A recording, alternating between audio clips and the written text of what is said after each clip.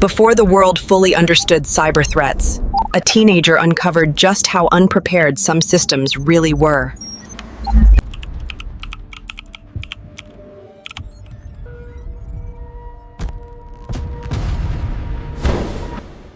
You sit in a dimly lit room where decisions affecting global security are made daily, surrounded by screens, monitoring America's most classified defense networks.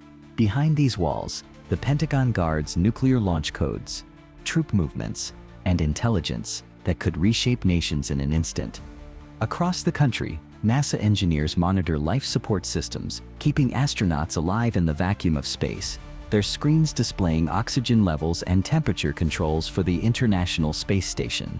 These systems represent the pinnacle of American technological might, protected by layers of encryption, firewalls, and teams of elite cybersecurity experts working around the clock. They were designed to withstand attacks from foreign intelligence agencies and sophisticated criminal organizations. Yet, on a humid Florida afternoon in 1999, a 15-year-old boy sits cross-legged on his bedroom floor, the blue glow of a computer monitor illuminating his face. His fingers dance across a keyboard as he systematically dismantles these impenetrable defenses. Jonathan James isn't a spy or a hardened criminal. He's a suburban teenager with a curiosity that burns brighter than his fear of consequences. To him, these government systems are puzzles waiting to be solved, challenges to overcome. To the United States government, he represents something far more terrifying, proof that their most sensitive networks are vulnerable to anyone with enough determination and skill, regardless of age or resources. What follows is the story of how a child's curiosity collided with national security, setting in motion events that would eventually lead to tragedy. It's a tale of brilliance and recklessness, of exploration and exploitation. If you're fascinated by how a single teenager could shake the foundations of national security, use that curiosity now. Hit like if this story already has you hooked. If you're watching and not subscribed yet, tell us down in the comments, why would you miss out on learning the full story behind history's most shocking hacks? Don't just watch, engage. Subscribe now to follow the full journey of this young prodigy. There's much more ahead. Long before he became known to federal authorities, Jonathan James was just a curious child, born into the dawn of the personal computing age. His small fingers first touched a keyboard at age 6, eyes widening with wonder at the glowing screen that seemed to contain infinite possibilities. South Florida in the late 1980s was a landscape of palm trees and suburban developments, far removed from Silicon Valley's technological revolution. Yet inside the James household, technology flourished under the guidance of his father, an IT professional who unwittingly planted the seeds of his son's future. While other children played with action figures and sports equipment, young Jonathan dissected operating systems and explored the architecture of computers. His mind worked differently, seeing not just programs but the intricate logic beneath them, the hidden pathways that most users never noticed. By age 8, he had already outgrown the simple educational software his parents provided, seeking deeper challenges in the machine's core functions. What adults saw as boundaries, Jonathan saw as invitations to discover what lay beyond the permitted interfaces of his family computer. The first hack came naturally, almost inevitably, when his parents installed parental controls to limit his computer time. Within hours, Jonathan had bypassed the restrictions, leaving no trace of his digital trespassing. This small victory ignited something primal within him, the thrill of outsmarting a system designed specifically to contain him. It was power in its purest form, accessible to a child who physically remained bound by the normal constraints of youth. By 12, Jonathan had grown frustrated with the limitations of Windows, seeing it as a cage rather than a tool. In an act that stunned his father, he completely uninstalled the operating system and replaced it with Linux, teaching himself through trial and error. The command line became his canvas, and code his medium of expression. As he mastered C programming and Unix systems through nothing but determination and freely available documentation, his bedroom transformed into a laboratory of digital experimentation, illuminated only by monitor glow deep into the night. Online, Jonathan discovered he wasn't alone. There existed entire communities of hackers sharing techniques, challenges, and a common philosophy about information freedom. In these digital gathering places, age and appearance meant nothing. Only skill and creativity determined one's worth and acceptance. He adopted the handle C-Suraid, a digital identity that allowed him to shed the limitations of being a teenager in the physical world. Behind this name, he could engage with adults as equals, learning from veterans of the hacking scene who recognized his unusual talent. At home, tensions mounted as Jonathan's obsession consumed more of his life and identity with each passing month. His mother worried about his isolation, the dark circles under his eyes, and his growing disinterest in school activities that didn't involve computers. His father's feelings were more complex, pride in his son's self-taught abilities, mixed with concern about the increasingly questionable nature of his explorations. Dinner conversations devolved into arguments about boundaries, both digital and parental, that neither side fully understood. By 15, Jonathan had metamorphosed from curious child to digital prodigy, his skills sharpened through countless nights of exploration and experimentation. The handle C-Suraid now carried weight in certain corners of the internet, respected for elegant solutions and creative approaches to seemingly impenetrable systems. Unlike many in the hacking underground, Jonathan wasn't motivated by financial gain or destructive impulses that drove others to digital vandalism. His pursuit was purer, the intellectual thrill of solving complex puzzles that systems administrators believed unsolvable, the rush of seeing what no unauthorized person was meant to see. Each successful intrusion represented not just a technical achievement, but a philosophical victory in his mind. He viewed himself not as a criminal, but as an explorer mapping uncharted digital territories, testing boundaries that needed to be tested. Jonathan's approach carried a peculiar ethical code that confused authorities when they later investigated his activities. After breaching a system, he often contacted administrators with detailed explanations of the vulnerabilities he'd exploited. These messages were polite, almost professorial in tone, offering suggestions for patching security holes he'd discovered during his unauthorized access. System administrators received these notifications with mixed emotions, gratitude for the information tangled with indignation at the intrusion. One university network administrator later recalled receiving such a message, describing it as like having a burglar break into your house, then leave a note explaining how your locks failed. The teenager's confidence bordered on arrogance, yet contained an undeniable helpfulness that complicated any simple narrative about his actions. As his skills advanced, Jonathan grew restless with the relatively simple challenges of local networks and commercial systems. His eyes turned toward bigger, more significant targets that would truly test his abilities. The teenage hacker began researching government networks, military systems, and other high-security infrastructures that represented the ultimate challenge in his field. These weren't just any systems, they were the digital fortresses protecting America's most sensitive information.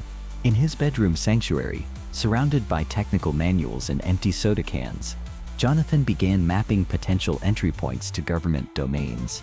The stakes were escalating dramatically, though the young hacker seemed oblivious to the severe consequences that awaited discovery.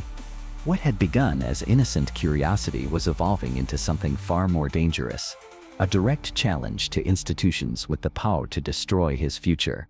Yet, in Jonathan's mind, he remained merely a digital explorer pushing boundaries that needed to be tested. The line between ethical hacking and federal crime is razor-thin, invisible until crossed, with consequences that can shatter lives. Jonathan was about to step across that line, unaware that the systems he targeted next would bring the full weight of national security apparatus down upon him. In June 1999, as summer heat blanketed Florida, Jonathan set his sights on what would become his most audacious target yet: NASA's Marshall Space Flight Center in Huntsville, Alabama. The space agency represented the pinnacle of American technological achievement, its networks protecting information that had taken billions of dollars and countless brilliant minds to develop. Jonathan's initial breach came through an overlooked server, a digital side door left slightly ajar by administrators who never imagined a teenager would find it. Like water seeping through microscopic cracks in concrete, His unauthorized access spread gradually through connected systems. Over several weeks, the 15-year-old methodically compromised 13 separate NASA computers, moving laterally through the network with growing confidence. Each successful intrusion emboldened him further, pushing deeper into systems containing increasingly sensitive information about America's space operations. The breakthrough came when Jonathan discovered and downloaded proprietary software controlling environmental systems aboard the International Space Station code, responsible for regulating temperature and humidity for astronauts orbiting Earth. These weren't trivial systems, they were life support mechanisms, keeping humans alive in the most hostile environment imaginable. In the vacuum of space, where temperatures fluctuate between extreme heat and cold, these environmental controls prevent astronaut death from hypothermia or heat stroke. A failure in these systems could potentially create fatal conditions for crew members with no possibility of immediate evacuation or emergency assistance.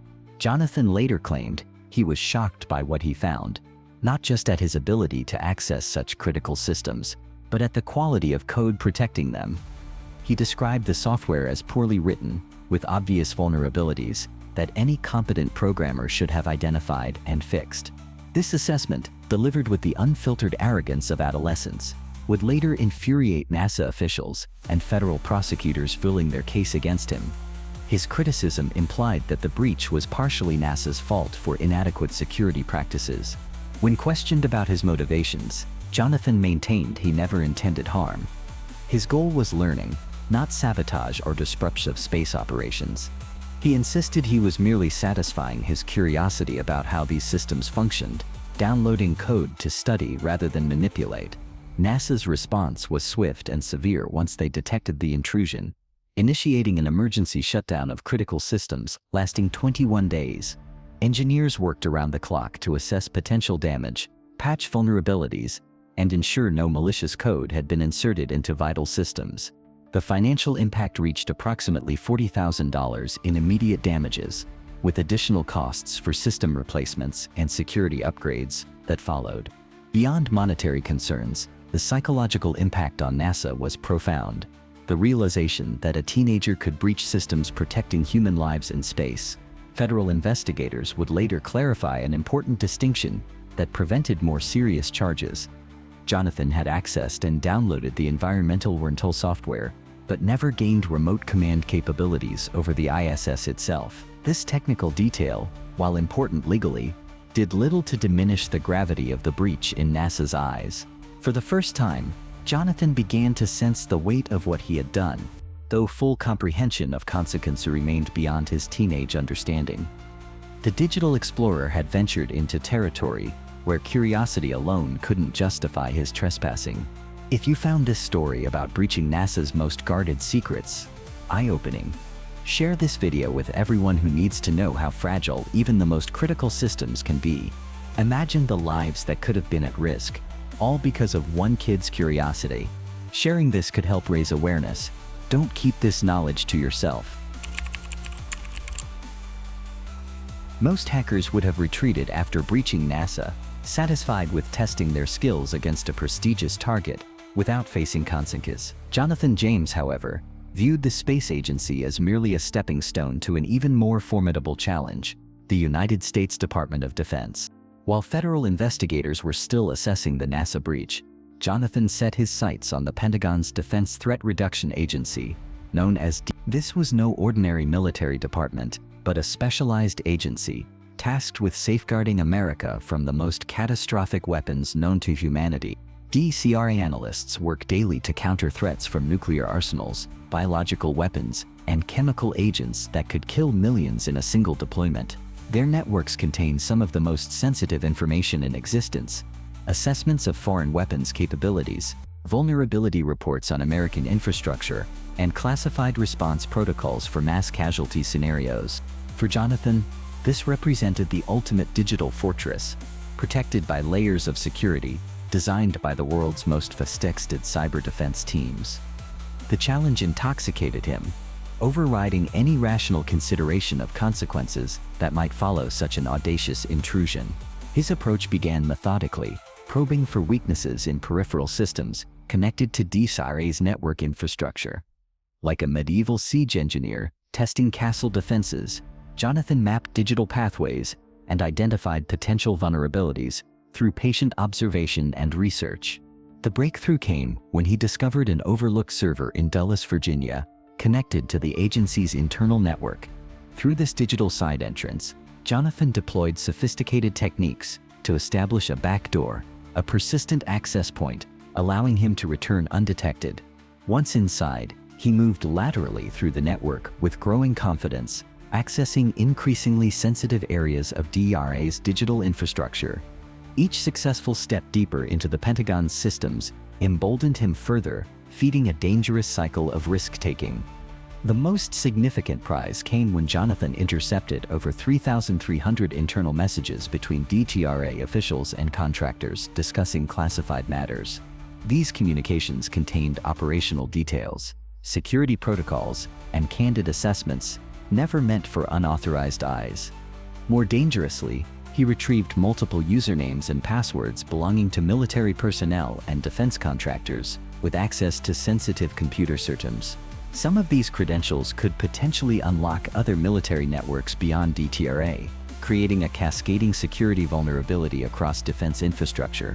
Pentagon officials would later describe this breach as one of the most significant cyber intrusions of the era, not because of any damage done, but because of what could have happened. The teenager had obtained keys to digital kingdoms protecting America's most destructive weapons and defensive capabilities.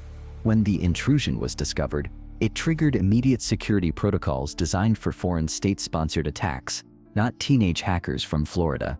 Emergency response teams worked around the clock, changing passwords, closing backdoors, and assessing potential intelligence compromises. Military cybersecurity experts traced the intrusion back to Jonathan's home computer through digital breadcrumbs he had unwittingly left behind. The realization that their sophisticated defenses had been breached by a 15-year-old operating from his bedroom was both embarrassing and terrifying to Pentagon officials. In classified briefings, defense officials described the situation in the gravest terms: a major national security incident requiring swift and decisive response. Discussions included language typically reserved for foreign intelligence operations, with terms like critical infrastructure compromise and significant intelligence breach.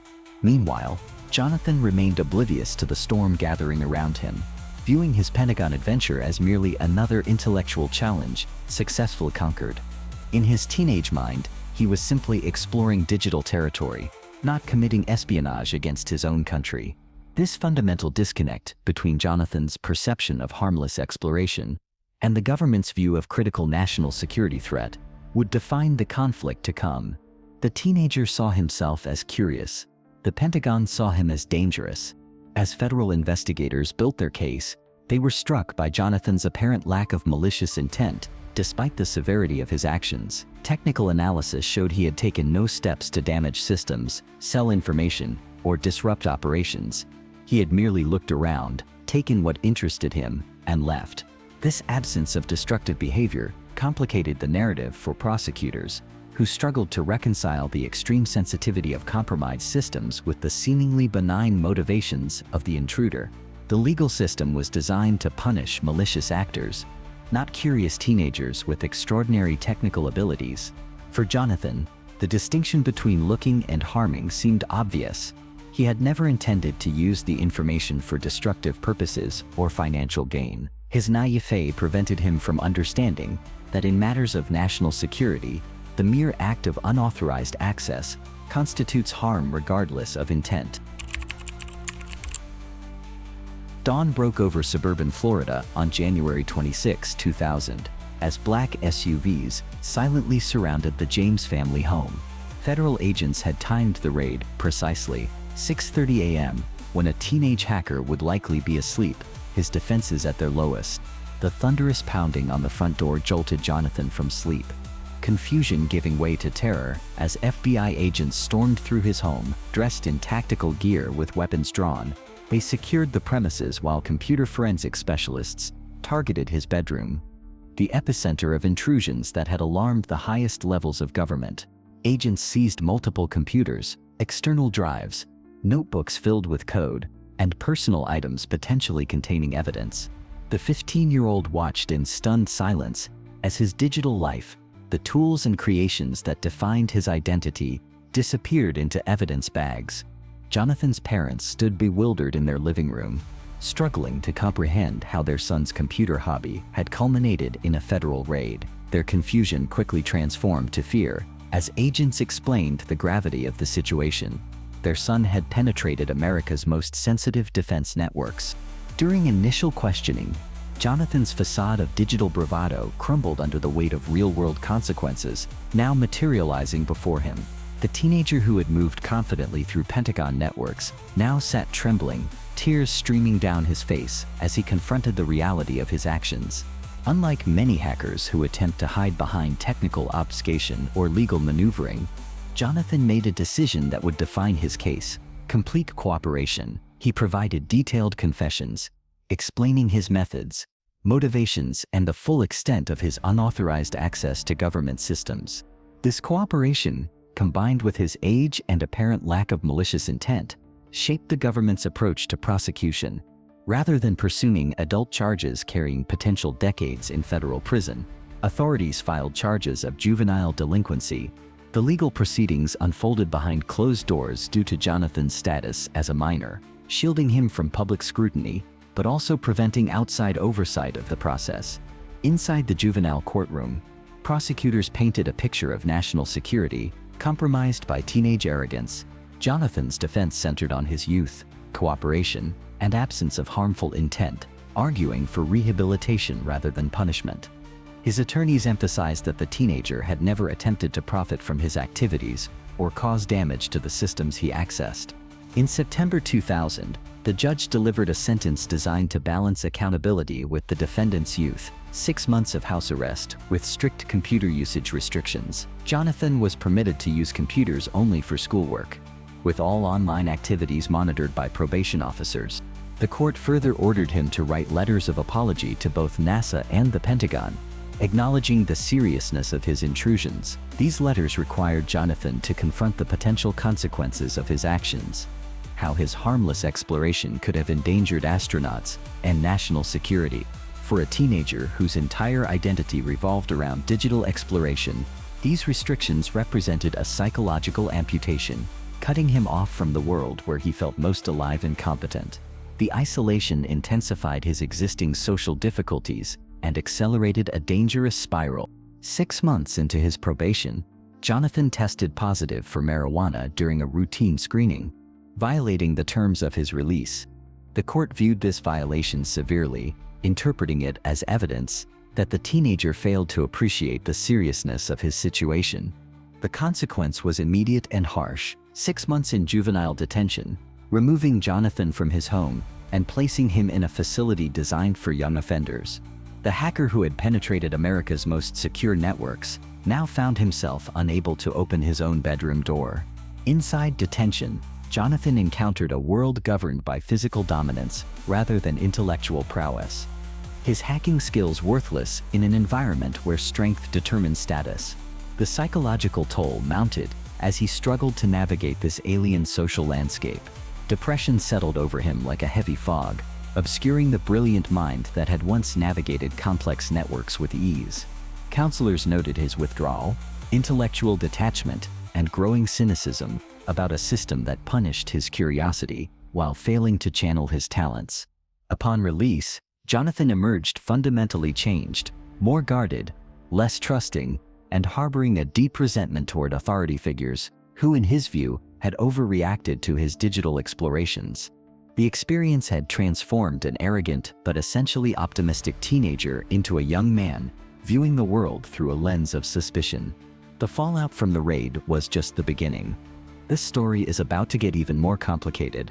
Hit that notification bell so you don't miss a single detail of Jonathan's battle with the justice system and a cybercrime underworld. If you want to understand how a gifted kid ended up behind bars, stay tuned and don't let this story slip by unnoticed. While Jonathan James navigated the aftermath of his legal troubles, another young hacker was beginning a journey that would intersect with his story in unexpected ways. Albert Gonzalez, like Jonathan, had hacked NASA as a teenager, demonstrating similar technical brilliance, but harboring far different motivations. Where Jonathan hacked for intellectual curiosity, Gonzalez pursued financial gain with ruthless efficiency and organizational skill. His trajectory from teenage hacker to criminal mastermind would create a dark mirror to Jonathan's story, showing an alternate path where talent merged with criminal intent. By the early 2000s, Gonzalez had established himself as a key figure in the underground forum Shadow Crew, a digital black market where stolen credit card data was bought and sold. Operating under pseudonyms like Soup Nazi and Segvec, he cultivated a reputation for technical sophistication and business acumen in criminal circles. Shadow Crew represented a new evolution in cybercrime. Organized, professional, and operating with corporate-like efficiency across international borders. Members specialized in different aspects of financial fraud, from stealing card data to manufacturing counterfeit cards and laundering the proceeds through complex networks. In 2003, Gonzalez's career took a dramatic turn when federal agents arrested him for ATM fraud in New York. Facing significant prison time, he made a decision that would transform him into one of history's most consequential informants. Rather than serve his sentence, Gonzalez offered his services to the Secret Service, leveraging his insider status to help artifice infiltrate and dismantle Shadow Crew. His cooperation led to Operation Firewall, resulting in 28 arrests across 8 countries and temporarily crippling the carding underground. What his handlers didn't realize was that Gonzalez was playing a dangerous double game, working as a paid informant while simultaneously planning his own criminal enterprises. By day, he helped government agents track cyber criminals. By night, he orchestrated some of the largest data breaches in history. Using his knowledge of corporate security weaknesses and assembling a team of skilled hackers, Gonzalez targeted major retail chains with methodical precision. His most audacious operation targeted TJX Companies, parent of TJX and Marshalls, where his team exploited wireless network vulnerabilities to access payment systems. The TJX breach resulted in the theft of over 45 million credit and debit card numbers, an unprecedented scale that sent shockwaves through the financial industry. Subsequent attacks on retailers like Dave & Buster's, Boston Market, and Barnes & Noble expanded his criminal portfolio to staggering proportions.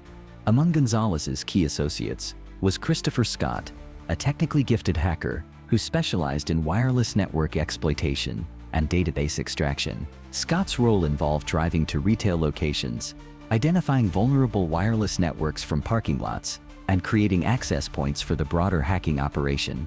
This technique, known as word driving, transformed ordinary shopping centers into hunting grounds for digital predators armed with laptops and specialized antennas.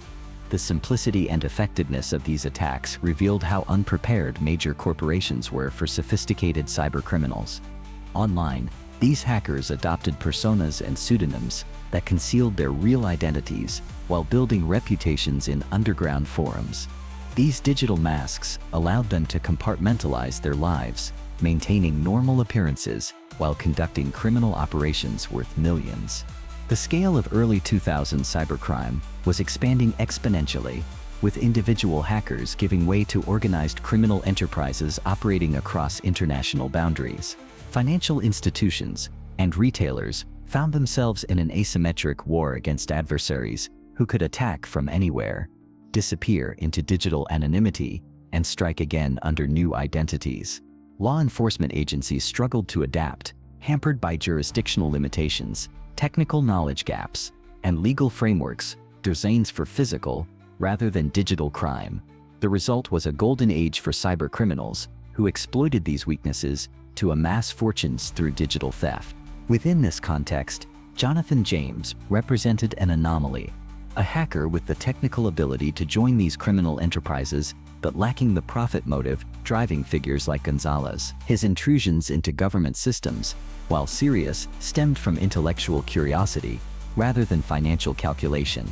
Yet the paths of these hackers would eventually converge in ways neither could have anticipated, drawing Jonathan into a vortex of suspicion during later investigations. The association, however tenuous, would have devastating consequences for the former teenage prodigy. As Gonzalez's criminal empire expanded, federal investigators intensified their efforts to identify his network of associates and accomplices. The sprawling investigation created a wide net that risked entangling anyone connected to the principal targets, regardless of actual involvement. This investigative approach reflected the challenge of attributing digital crimes, where technical evidence often proves ambiguous and circumstantial connections can appear more significant than they are. In this environment, Jonathan's past made him vulnerable to suspicion, despite his different motivations and methods. Jonathan's life after his legal troubles followed a trajectory disturbingly common among young hackers caught in the justice system: talent without direction, potential without opportunity. Despite his extraordinary technical abilities, he never attended college or secured steady employment, drifting between temporary jobs while living with family members. The structured pathways that might channel such abilities into productive careers remained closed to him, partly due to his criminal record and partly due to his growing disillusionment with conventional systems. His brilliant mind, once engaged with complex technical challenges, now struggled with the mundane realities of a life constrained by his past actions. Depression settled over Jonathan like a heavy shroud, particularly after his mother's death in 2007.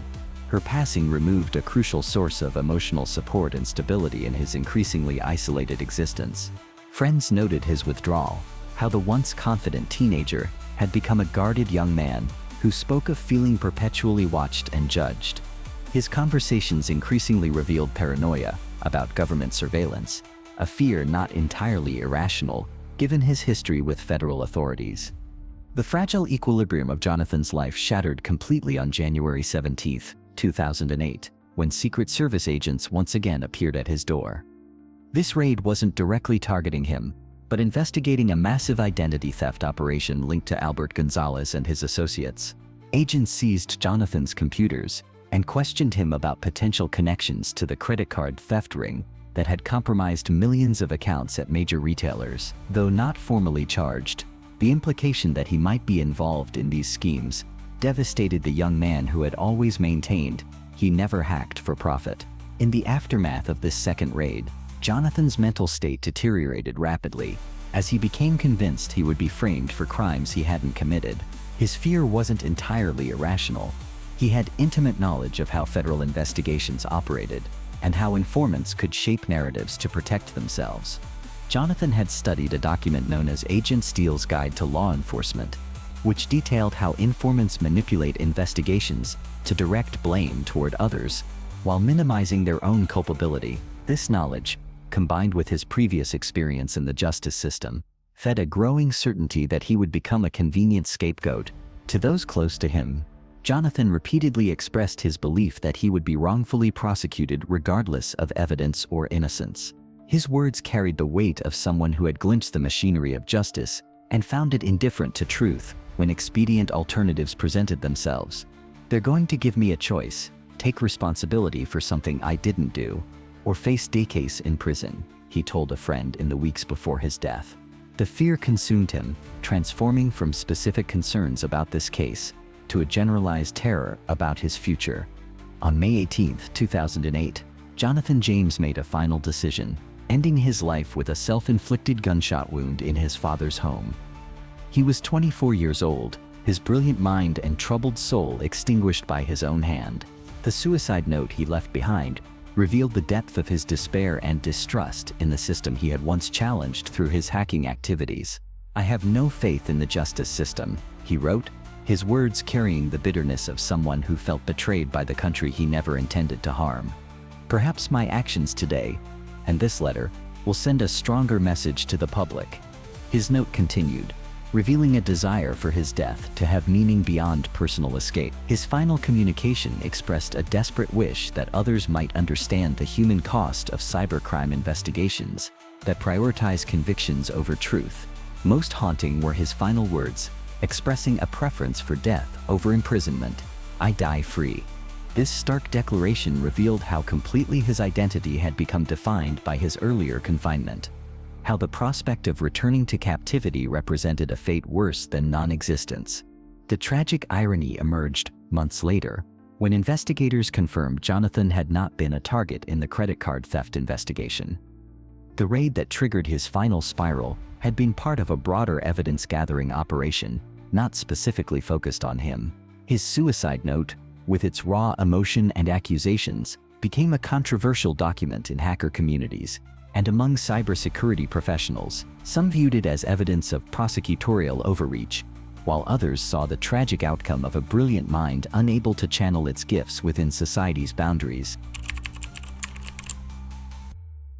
In the months following Jonathan's death, investigators continued their pursuit of the massive credit card theft operation, eventually bringing charges against Albert Gonzalez and his associates. Court documents revealed references to someone identified only as JJ involved in the criminal enterprise, initially raising questions about potential connections to Jonathan James. Subsequent investigation determined that this JJ was likely another individual entirely, with no evidence linking Jonathan to credit card schemes that had claimed millions of victims. The clarification came too late for the young hacker who had ended his life, believing he would be framed for these crimes.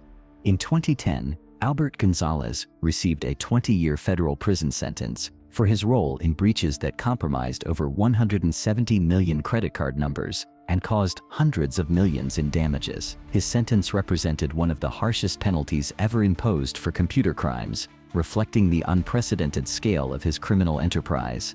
Christopher Scott, Gonzalez's associate who specialized in wireless network exploitation, received a 7-year sentence for his role in the operations. The prosecutions brought a measure of justice to victims of the largest data theft in history, but could not undo the collateral damage to those peripherally touched by the investigation. Jonathan's story stands as a stark tragedy, a cautionary tale about brilliant minds lost between the cracks of systems designed to punish rather than redirect talent. His death represented not just the loss of a single life, but the squandering of potential that might have been harnessed for innovation rather than extinguished by fear.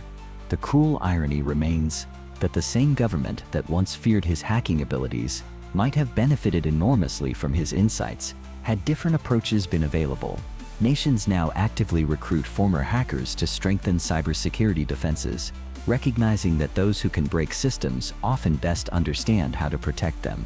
Jonathan's case challenges conventional approaches to juvenile cybercrime, raising uncomfortable questions about proportionality and purpose in punishment. When a 15-year-old breaches NASA out of curiosity rather than malice, does the response serve society's interests if it crushes rather than channels that curiosity?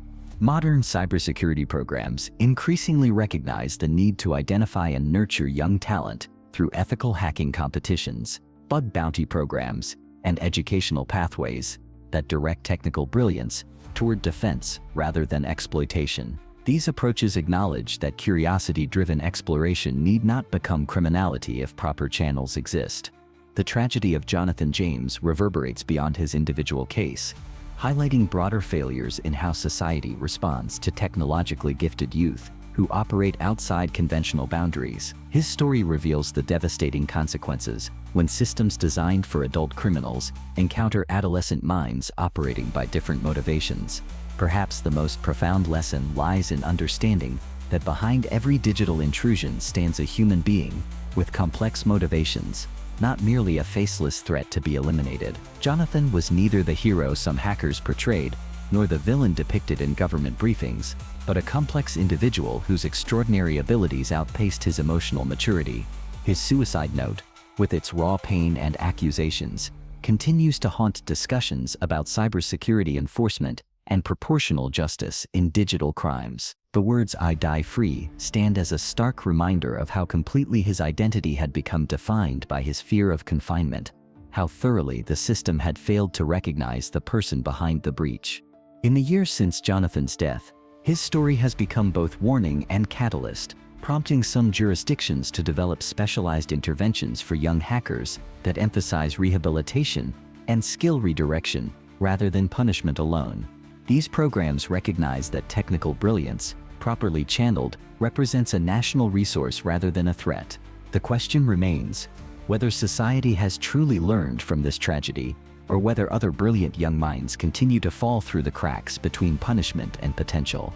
Jonathan's legacy lives in this ongoing conversation about how justice systems might better distinguish between malicious criminals and misguided prodigies. This is where the story turns tragic, but important. If you believe young talent deserves more than fear and punishment, share this video to spark that conversation. Like this video if you feel Jonathan's humanity should never be forgotten. And if you want to explore more stories that reveal the real side of cyber justice, subscribe and join our community. For those watching without subscribing, if this story moved you, why stay silent? Let us know in the comments. The story of Jonathan James exists at the intersection of brilliance and tragedy, a narrative that defies simple categorization or easy moral lessons. It reveals the delicate balance societies must strike between protecting critical systems and nurturing the very minds capable of both compromising and defending those systems. In our rush to secure digital borders, we sometimes forget that behind every keyboard sits a human being with complex motivations, aspirations, and vulnerabilities. The most sophisticated firewalls and encryption protocols cannot address the fundamentally human dimensions of cybersecurity challenges. Jonathan's journey from curious child to Pentagon hacker to tragic figure illuminates the profound disconnect between digital and human realities. In cyberspace, a 15-year-old can penetrate the world's most secure systems. In the physical world, that same teenager remains developmentally unequipped to fully comprehend the consequences of those actions. This fundamental asymmetry between technical capability and emotional maturity creates vulnerabilities no security protocol can patch. Young minds capable of extraordinary technical feats often lack the life experience and judgment to direct those abilities responsibly. When we encounter sensational headlines about hackers breaching major systems, we should resist the impulse towards simple narratives of digital villainy. Behind these incidents often stand complex human stories, tales of curiosity, challenge-seeking, and the universal desire for recognition that drives much human behavior. This complexity demands nuanced responses from institutions responsible for both security and justice. Approaches that protect critical infrastructure while recognizing the unique characteristics of youthful offenders, the binary logic of computers, ones and zeros, access granted or denied, proves inadequate for addressing the analog complexities of human development. Jonathan's case raises uncomfortable questions about proportionality in an age where a teenager's digital actions can have national security implications. How do we calibrate responses that acknowledge the seriousness of unauthorized access while recognizing the developmental realities of adolescent minds? The answers remain elusive, but the questions grow more urgent as technology becomes increasingly integrated into critical infrastructure. Today's young hackers can potentially access systems controlling power grids, water treatment facilities, and transportation networks, raising stakes far beyond what Jonathan faced in. Perhaps the most profound tragedy in Jonathan's story lies in the lost potential. What might have been possible had his extraordinary abilities found constructive channels. We will never know what contributions he might have made had different interventions redirected rather than punished his talents. This loss extends beyond one individual to represent a broader societal failure to recognize and nurture unconventional brilliance. How many other minds have we lost? Not necessarily to suicide, but to criminalization, marginalization, or simple neglect of gifts that don't fit neatly into conventional educational pathways. As our world grows increasingly dependent on digital systems, the security of those systems depends on human ingenuity, the very quality Jonathan possessed in abundance. The cruel irony remains that the minds most capable of compromising these systems are often the same ones best equipped to defend them. The ongoing challenge of cybersecurity requires not just technical solutions, but human ones. Approaches that identify brilliant minds early and channel their curiosity toward ethical exploration rather than unauthorized intrusion. Bug bounty programs, ethical hacking competitions, and specialized educational pathways represent steps in this direction. Jonathan James will never know that his story has influenced how some institutions approach young hackers, creating diversion programs that emphasize education over punishment for first-time offenders. His tragedy has, in small ways, helped others avoid similar fates.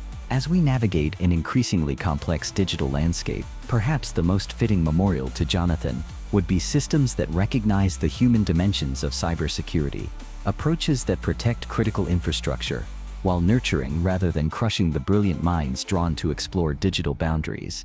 In the final analysis, Jonathan's story reminds us that behind every digital breach stands a human being, and behind every line of code lies human potential for both harm and extraordinary good. The challenge of our digital age lies in protecting systems while preserving the humanity of those who interact with them. The Pentagon systems Jonathan once breached have long since been upgraded, their vulnerabilities patched, and forgotten in the relentless march of technological progress. But the human questions his case raised remain unanswered. How we balance security with potential, punishment with rehabilitation, and fear with understanding in our digital age.